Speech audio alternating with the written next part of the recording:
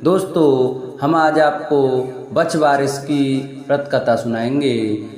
आप सभी को बच्छ बारिश की पर्व की हार्दिक शुभकामनाएं। बच्छ बारिश का पर्व जन्माष्टमी के बाद भादों द्वादशी को बच्छ बारिश का पर्व मनाया जाता है। बच्छ बारिश के दिन विवाहित महिलाएं पुत्र प्राप्ति और पुत्र की मंगल कामना के लिए व्रत करती हैं। इस दिन व्रत रखने वाली स्त्रियों को गाय के बछड़े की पूजा करनी चाहिए। गाय का बछड़ा ना मिले तो बच्छ बारिश की पूजा के लिए मिट्टी की गाय का बछड़ा बनाकर उसकी पूजा करनी चाहिए। बच्छ बारिश का व्रत भाद्रपद महीने के कृष्ण पक्ष की द्वादशी को किया जाता है।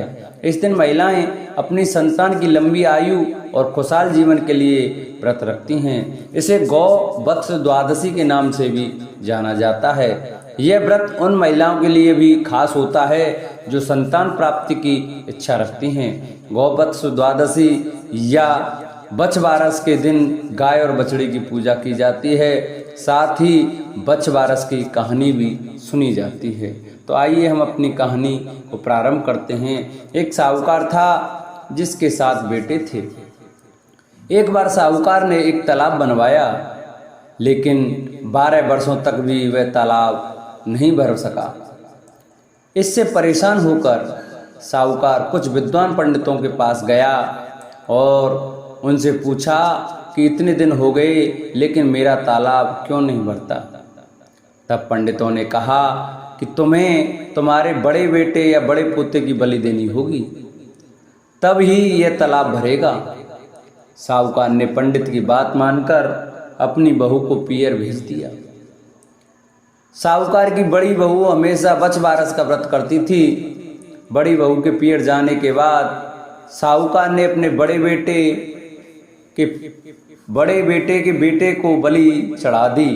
तब घनघोर मेघ बारिश होने लगी और तालाब भर गया। जब साहूकार ने अपने तालाब की पूजा करने जाने लगा तो अन्य लोग भी उसके साथ उसी तालाब की पूजा करने के लिए जाने लगे। जाते समय साहूकार ने अपनी दासी से कहा कि गेहूँला धानुला चने मोठ बना लेना। साहूकार की गाय के बच्चे का नाम भी गेहूँला धानुला था। उस दासी ने गाय के बच्चे को ही गेहूँला धानुला समझकर पका दिया। साहूकार व साहूकारनी गाजे बाजे के साथ तालाब को पूजने लगे। साहूकार के पूजन कर लेने के बाद वहां आए लोग भी तालाब का पूजन करने लगे। उसी समय जिस पोते की बलि दी गई थी वह वहां गोबर में लिपटा हुआ मिला और आकर कहने लगा कि मैं भी तालाब में कूदूंगा। उस बच्चे को देखकर साहूकार ने कहा कि मैंने तो इसकी बलि दे दी थी जिससे ये तालाब भरा था, लेकिन गाय माता ने हमारी जान लाज रख ली और हमें हमारा पोता वापस दे दिया। अपने बेटे को वापस देखकर बहू भी बहुत खुश हुई। तब साहूकार दौड़ा दौड़ा घर पर वापस आया और दासी से कहने लगा कि गाय का बच्चा कहाँ है। तब दासी बोली कि आपने गेहूँला धानुला को पकाने के लिए कहा था तो मैंने उसे पका दिया। यह सुनते ही साहूकार क्रोधित तो उठा और अपनी दासी से कहने लगा, अरे पापनी, तूने यह क्या अनर्थ कर दिया। अभी हम एक पाप उतार कर आए हैं, उससे पहले ही तूने दूसरा पाप हमारे ऊपर लगा दिया। साहूकार अपना सिर पकड़कर बैठ गया। साहूकार और साहूकारनी सोचने लगे कि अब गाय आएगी तो उसको क्या जवाब देंगे। साहूकार ने एक हांडी में गाय के बच्चे को डालकर गड्ढे में दबा दिया। जब शाम को जंगल से गाय वापस घर आई तो अपने बच्चे को न पाकर चिल्लाने लगी और गड्ढे में दबी हुई हड्डियों को खोदने लगी। जब गाय ने हांडी को खोदकर निकाला तो उसमें बछड़ा निकल आया। जब साहूकार को पता चला तो वह भी बछड़े को देखने के लिए गया तो उसने देखा कि बछड़ा तो अपनी माँ यानी गाय का दूध पीने में व्यस्त था।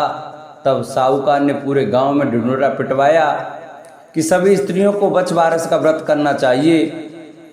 हे बच्छ बारिश माता, जैसे साहूकार की बहू को दिया वैसे हम सबको देना। प्राचीन समय में भारत में स्वर्णपुर नामक एक नगर था। वहाँ देवदानी नाम का राजा राज्य करता था। उसके पास एक गाय और एक भैंस थी। उसकी 2 रानियां थीं, एक का नाम सीता और दूसरी का नाम गीता था। सीता को भैंस से बड़ा ही लगाव था।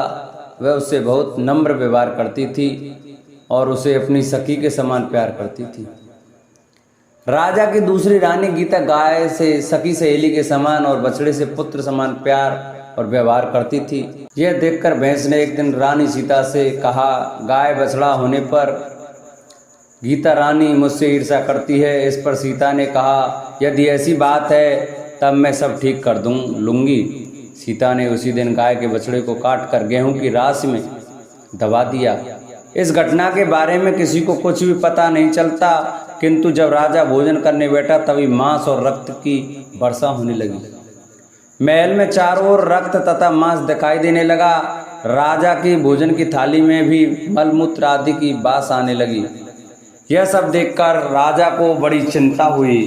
उसी समय आकाशवाणी हुई, हे राजा, तेरी रानी ने गाय के बछड़े को काटकर गेहूं की रास में दबा दिया है। इसी कारण यह सब हो रहा है। कल गौवत्स द्वादशी है, इसलिए कल अपनी भैंस को नगर से बाहर निकाल दीजिए और गाय तथा बछड़े की पूजा करें। इस दिन आप गाय का दूध तथा कटे फलों का भोजन में त्याग करें। इसकी आपकी रानी द्वारा किया गया पाप नष्ट हो जाएगा और बछड़ा भी जिंदा हो जाएगा।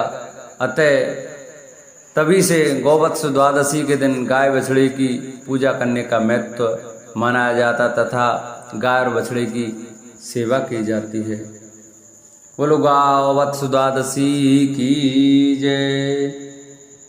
जिन भक्तों को हमारी वीडियो अच्छी लगी हो, हमारी कथा अच्छी लगी हो, वो हमारी कथा को ज़्यादा से ज़्यादा शेयर करें, चैनल को सब्सक्राइब करें और कमेंट में गौ माता की जय लिखना न भूलें।